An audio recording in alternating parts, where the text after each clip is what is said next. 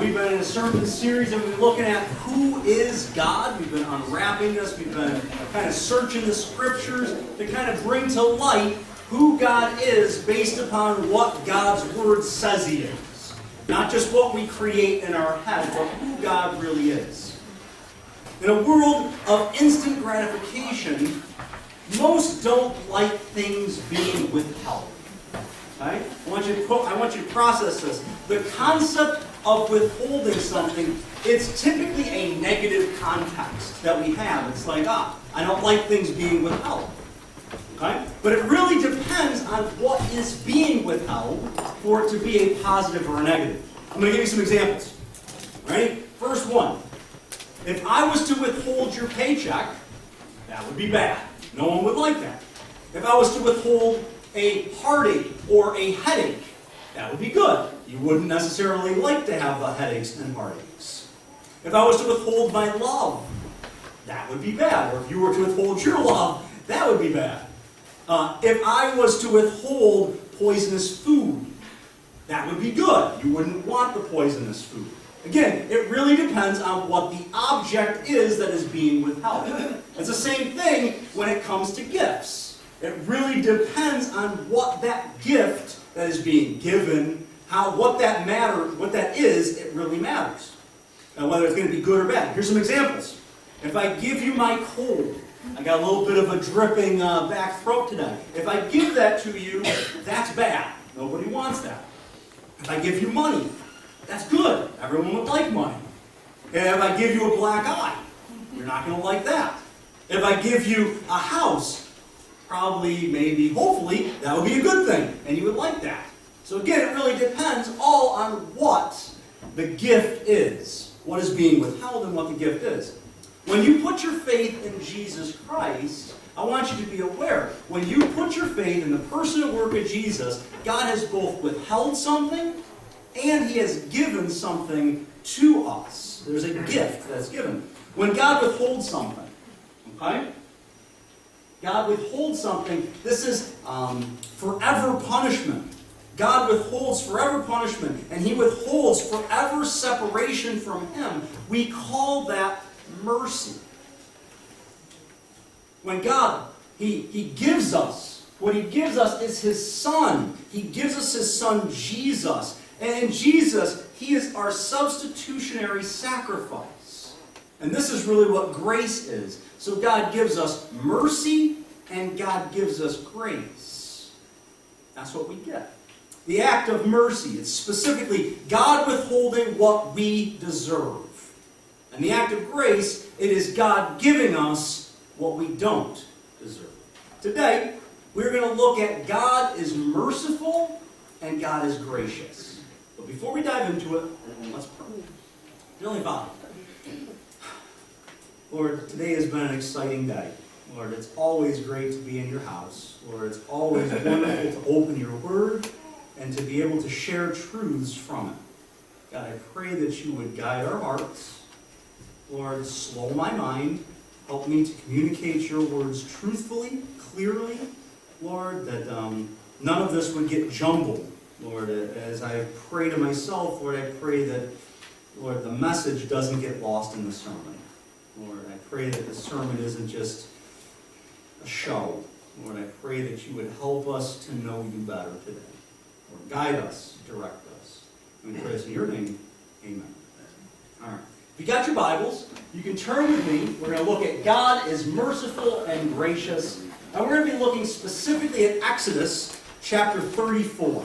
So if you got your Bibles, turn to Exodus 34. While you're flipping there, I want to give you a little backdrop. We got to go all the way back to about Exodus 20 to kind of give us the context to what we're going to be reading in Exodus 34. In Exodus 20, this is a very popular passage. It's God giving the Ten Commandments. He gives those out. And these were written down rules for the children of Israel, for them to be able to follow. In Exodus 21 through 31, God, He's now going to go and He shifts just a little bit and He gives a detailed list of various things. He'll give a little bit more addition to laws and the way that they should be conducting themselves. God, he's going to give specific instructions on what should be in the tabernacle. And he is also going to give specific instructions as to what the priests should wear and how the priests should conduct themselves. And upon Moses getting all of these instructions, God, he tells Moses to go on down. Because the children of Israel that have been down there kept away, as Moses was brought up, all the children of Israel were down there, they had been making for themselves a golden image of a calf. They had kind of strayed away. You've heard the saying, well, the cat's away, the mice will play. Well, that's really what you see happening as you see and you approach Exodus 32 and 33. While Moses is away, the children of Israel, they had just wandered away. Their heart was like, well, I guess there's no Moses anymore. And they start thinking about themselves again. And they reject, they almost push God aside so that they could create a God in their own eyes. And as Moses comes on down, Moses, he is just filled with anger. And Moses, he ends up taking these 2 tablets that were made of stone and he smashes them.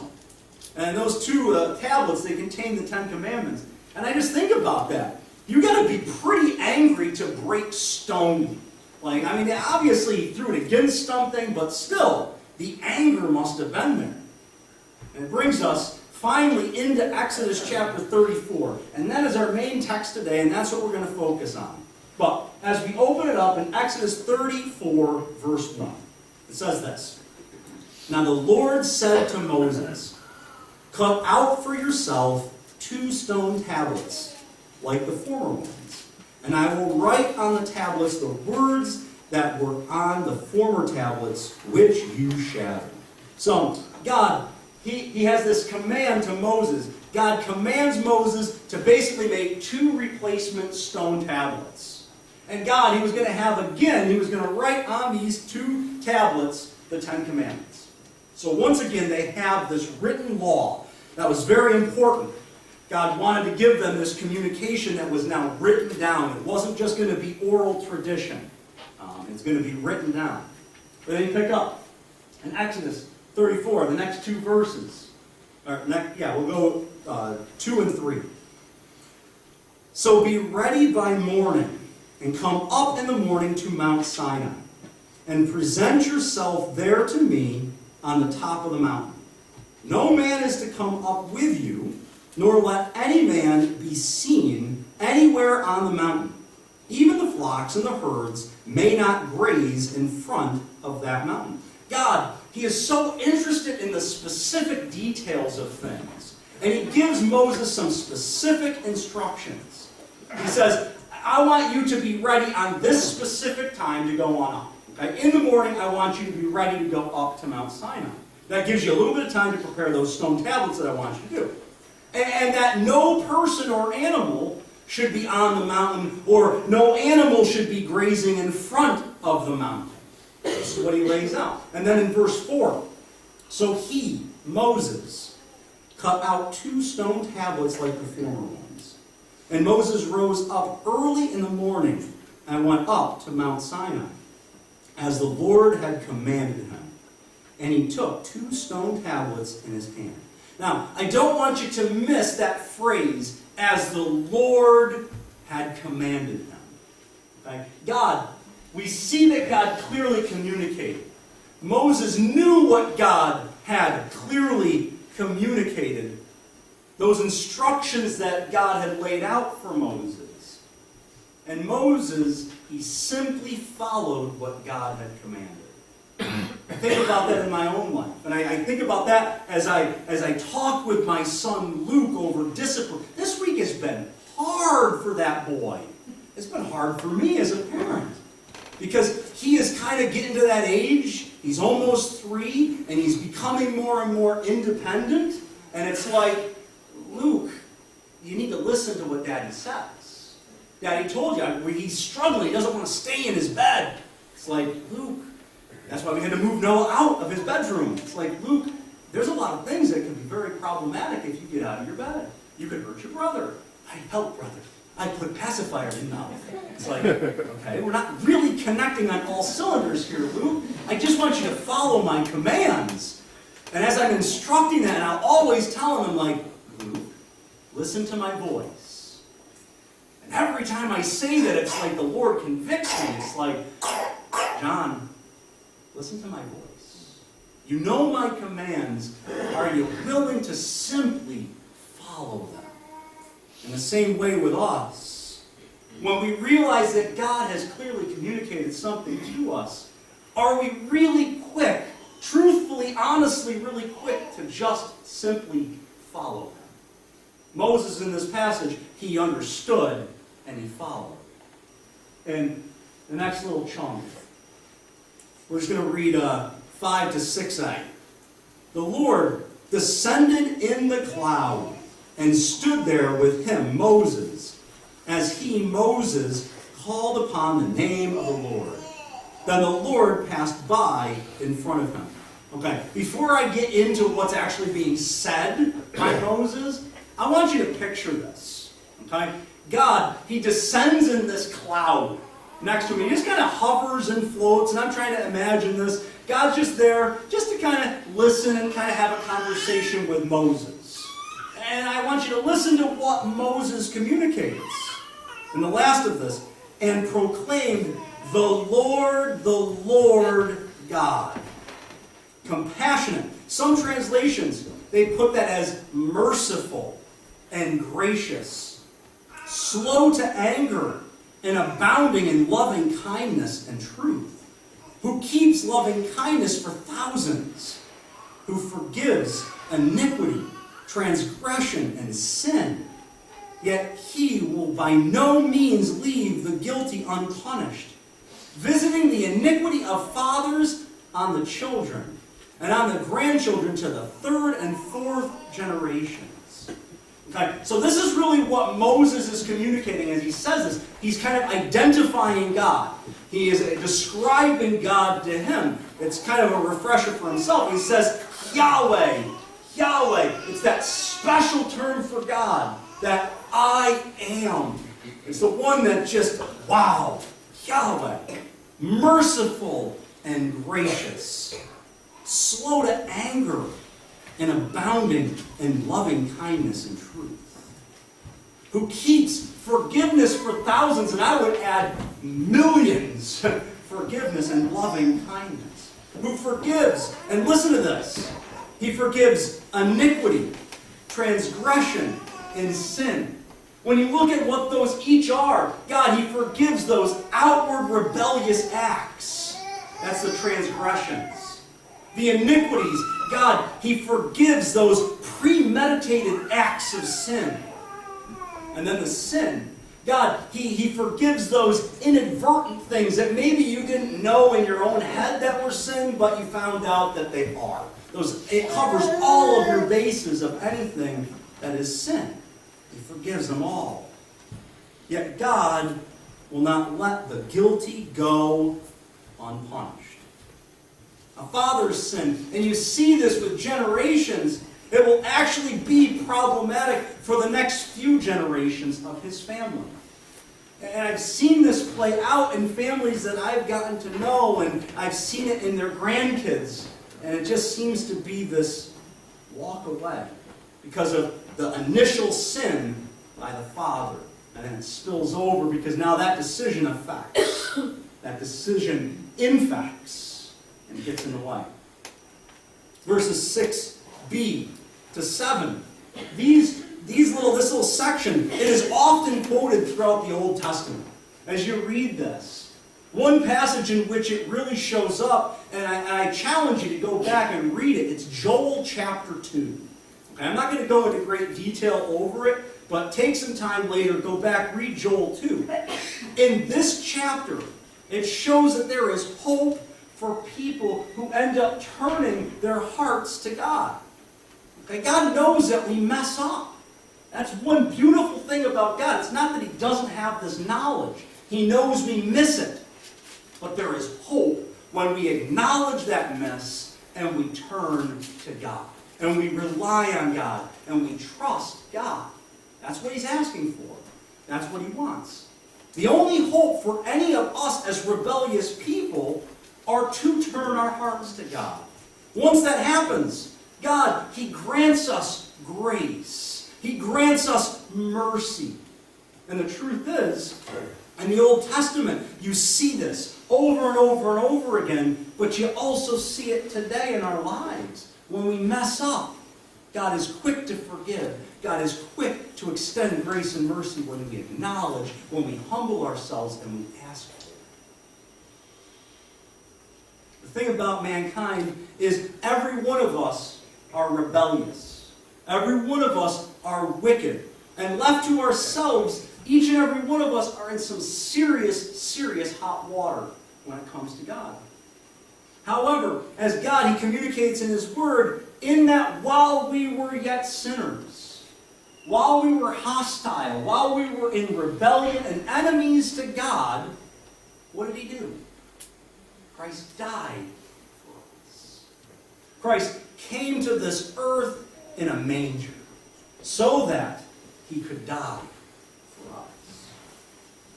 God, we've looked at this earlier, but God is a holy God. And God's holiness and God's wrath, both of those things, it demands justice for our rebellious acts. Because we have rebelled, God's holiness and God's wrath demand justice. But God's mercy and grace. This is the beautiful thing about his mercy and grace. It doesn't contradict it. No.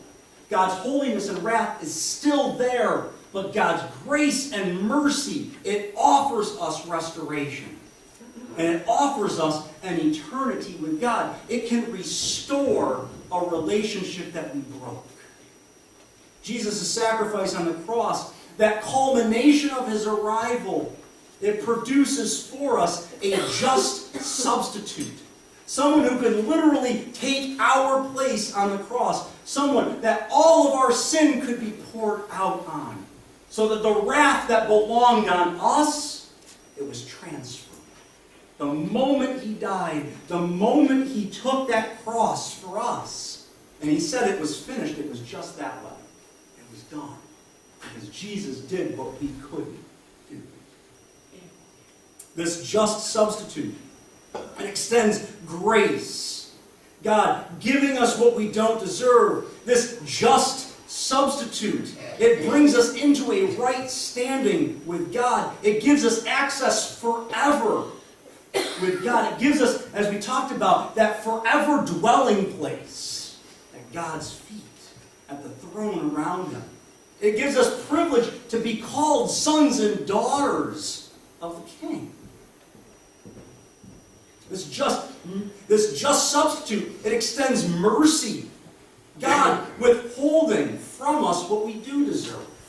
That eternal punishment that each and every one of us are facing. That pending doom that was over us. That ominous cloud. That separation from God that we all deserve forever and always. The idea of us to forever be under the wrath of God. All of what Jesus does, that just substitute, it remedies all of this. And it extends mercy and grace to us. I want you to turn with me to Hebrews chapter 4. Hebrews chapter 4. I'm going to read some of this in just a minute. But the author of Hebrews chapter 4, he's talking about the idea that some people are granted access to enter the rest of God, while some people are not. He's discussing this at the beginning part of chapter 4. And what happens to be the difference between the two groups of people, it's pretty simple as we get into it. It is, first, both heard the good news preached. They both heard it. You see that in verse 2. They've heard the good news. But the difference is the placing their faith in the good news that was preached. That was the difference. Placing their faith in the good news that was preached. That good news being the person and work of Jesus Christ. By doing that, it changes everything. Hebrews chapter 4. And we'll pick it up in 14 to 16. Therefore, since we have a great high priest who has passed through the heavens, Jesus, the Son of God. Let me just pause there. That's what we celebrate at Christmas. Jesus passing through the heavens, the high priest coming to earth. Let us hold fast our confession. For we do not have a high priest who cannot sympathize with our weaknesses, but one who has been tempted in all things as we are, yet without sin. Therefore, let us draw near with confidence to the throne of grace, so that we may receive mercy and find grace to help in time of need. The difference maker for us, to either enter that eternal rest or that eternal punishment, the thing that is going to make the difference in our life, it is Jesus Christ. He takes us from that place of eternal punishment that we all deserve, and He restores that relationship, and He offers us that eternal rest. Jesus' arrival to earth, it changes everything. Now, when we face something in the present, as we go through life right now, you realize you have a high priest who can sympathize with you. Because Jesus came and took on flesh, and in all ways like us was tempted, but without sin. We have a high priest who can sympathize with us. We do not serve a distant God. We serve a God who took on the form of His creation to rescue His creation from that pending doom, from that wrath of God that was waiting, that ominous cloud that was there. Now when we were tempted, we know that we are not without hope of victory. Because again, as I said, Jesus, He was tempted in all ways, but did not sin. There's hope for us. There's hope for us in the present. There's hope for you and I because of Jesus' arrival. Now when you place your faith in Jesus Christ to save you from the problem of sin that each and every one of us face, we can draw near to the throne of grace. Here's the thing about the throne of grace. What is available there in a plenty is grace and mercy to each and every one of us. When we come to God through faith in Jesus Christ, God, He withholds what we do deserve. And God, He gives us what we don't. Now, a couple of weeks ago, I had the privilege, Jed teaches the junior youth group. He does all of that other stuff too. But he was teaching the youth group. And he mentioned something that really, and I told him this as we were driving the teens back, it just stood out to my head, and it was like, wow. It was an eye-opener. And you know the truths, but it's like, oh. So I thank you in advance, Jed. I'm going to steal this entirely from you. So you know that. Here it is. But if you got your Bibles, we're going to be in Romans chapter 5. He's been going through the book of Romans with our kids. And in Romans chapter 5, as he's been going through this, he read Romans 5, 1 and 2. And it says there, therefore, having been justified by faith, all that stuff that we've just been talking about, having justified by faith, we have peace with God through our Lord Jesus Christ, through whom also we have obtained our introduction by faith into this grace in which we stand. And we exult in hope of the glory of God. Now, here was the illustration that just was a 2x4 between my eyes. The illustration went like this. If you stand in water, what happens? You get wet. You get wet. Good. You remember? Nice. If you stand in mud, what happens? You get muddy. Yeah. If you stand in the pig pen, what happens? You get pig. We'll just leave it at that. You get pig.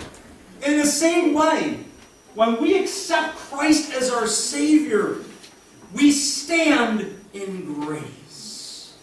Let me also put in there, we also stand in His mercy. It doesn't say that in the passage, but it's true. That grace and mercy, as we stand there, it just is getting all over us. Just picture a sponge standing in grace and mercy. It just absorbs it all. That's what happens with us. We stand in God's grace and mercy. Praise the Lord that it gets all over us. But here's the kicker. Yeah, we get that. But this is the one that just smacked me right between the eyes. What happens when we come in contact with other people? If you've been sopping wet, and then I go and I make contact with someone else, what's going to happen to that person? They're going to get wet. If I've been sopped in mud, and I go and I bump into somebody else, what happens to that person? They get muddy. Nice. And then if I'm all covered in pig, and I go rub into somebody else, what happens to that person? They get piggy. Thank you. In the same way, when we stand in grace and mercy, it gets all over us. Is it true when we are out in the world and we rub and we make contact with other people? Is grace and mercy just overflowing all over those people? Are they getting it on them? Was the question that Jed posed. And it was just dumped on him. I think he saw me. I was in the back going, I just felt like saying, preach! I don't know, I was like, amen! I'm not one of those people, but I was moved. It was awesome. Again, if we are covered in grace and mercy, it should rub off on those we come in contact with. The question is, does it? And I'll tell you, through the years, if I'm being honest, I can't say it always has for me. Sometimes I get my flesh in the way. I allow myself in the bad days that I'm facing to get in the way. May it not be. May they see something different in us, in the way that we act. May the Lord use us in spite of us. So what? So what? We've been looking at who is God. God, He is everything that we have been talking about this sermon series and so much more. Again, as I mentioned at the start of this series, it's so hard for us to just isolate one attribute because they all are linked together, they all overlap, because that is who God is. You cannot just remove one. We've been trying to do that just to kind of process and kind of put Him in some kind of a category. But God is so far outside of any box we could put Him in, we won't ever fully understand that. But God is just. We've talked about that. God, He offers us mercy. God, He is holy, and we are not.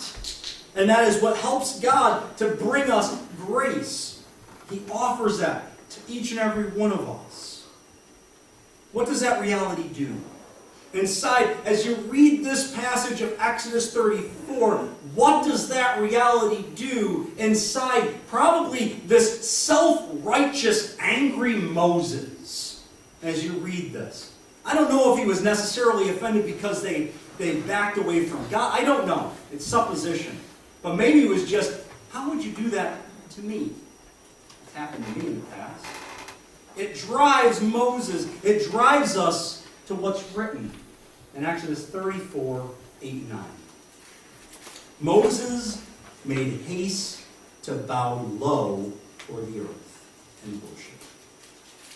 He said, "If now I have found favor in your sight, O Lord, I pray, let the Lord go along in our midst. Even though the people are so obstinate, and pardon our iniquity and our sin, and take us as your own possession." Here's the thing, as I read this, it's convicting to me, because this Moses that was really angry at those people, you see how he writes this? It's our midst. The people are so obstinate and pardon our iniquity and our sin. Take us. He's lumped right in with all of them. That's the same with us. I think as we come in contact with other people, it is so easy to see their flaws. It's easy to see where they mess up, and it's easy to say, that person doesn't deserve mercy. That person doesn't deserve grace. I cannot forgive him or her. It's easy for us to get that self-righteous anger inside us. But such were some of you. I read that, and it's like, oh, yeah. All those nasty things that Paul writes about, and then he hits you with, such were some of you. I'm not special.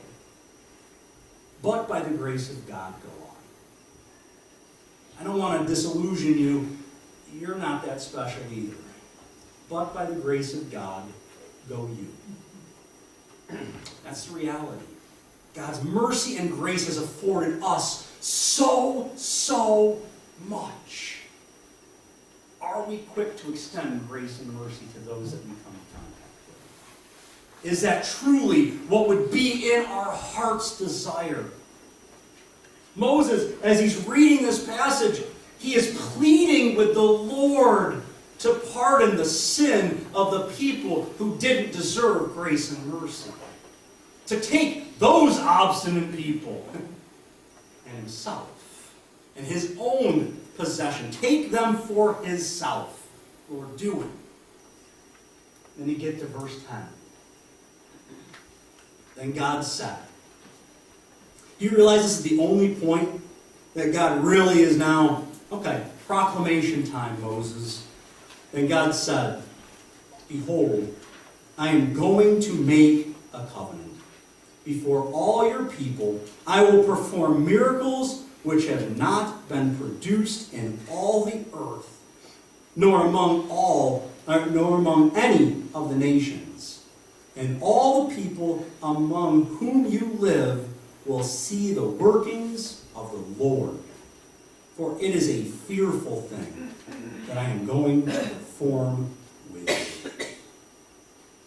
Not only does God, He forgive and restore, God, He makes a promise to Moses that God, He would be performing unbelievable miracles before him, before each and every one of the children of Israel.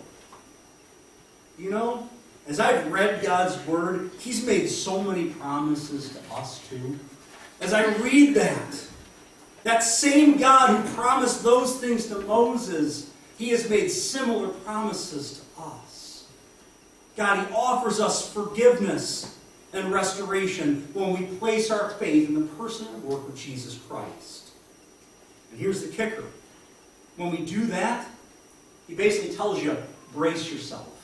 Hold on. I'm not through with you yet. There's so much more coming. Because God is going to perform life change in you. That's what this book is all about. It's to show you the way. And once you accept it, it whittles you away. It just takes away all those fleshly desires that are in you. And it draws you to become more Christ-like. That should be each and every one of our pursuit in life. God, He is going to use you in ways that you never even dreamed about. I think about that in my own life. I think about all the things that God has allowed me the privilege of being connected with. If it wasn't for God first coming into my life, radically changing my life, I wouldn't be here. I wouldn't have any relationship with any of you. I'd be off doing my own thing, and I'd probably be still incredibly miserable with my life. But by the grace of God, go on. God's grace and mercy, it changes absolutely everything. Praise the Lord for His mercy and grace. Let me just challenge you one more time. May mercy and grace, as we come in contact with other people this week, may that be something that rubs off. Because it's done so much to us. Let's pray. Lord, I thank you for who you are. Lord, I thank you for what you've done in my life. Lord, I thank you for what you continue to do. Lord, as we broke up in Sunday school and we were praying, Lord, I remember this year. Lord, it's been a tough year.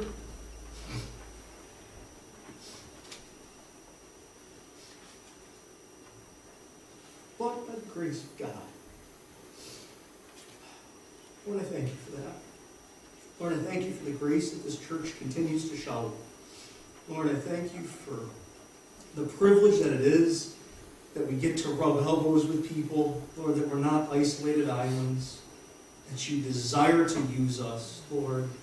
That somehow you are able to use us, Lord. If that doesn't speak to an all-powerful, incredible God, I don't know what does. Lord, I thank you for your grace. And I thank you for your mercy. Lord, as we come in contact with that, Lord, as that comes maybe better into focus in our lives, Lord, may that be the same thing that we just reciprocate. May we rub that off on all we come in contact with. Lord, and through that, they'll see the difference. It's not us. It's not anything we've done, Lord. It's what you've done for us and in us so that you are able to use us. Lord, challenge us. Thank you for it. And for this all, we will give you the praise. We praise in your precious name.